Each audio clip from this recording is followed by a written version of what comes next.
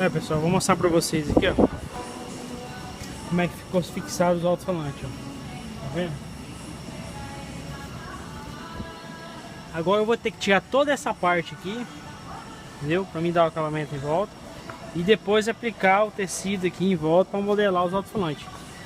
Entendeu?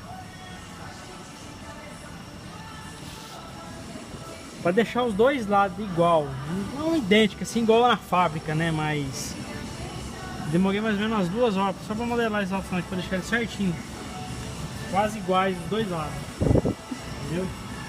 Então eu tenho que é chato de fazer, é mais complicado um pouquinho fazer essa caixa aí. É isso aí. Falou? Abraço.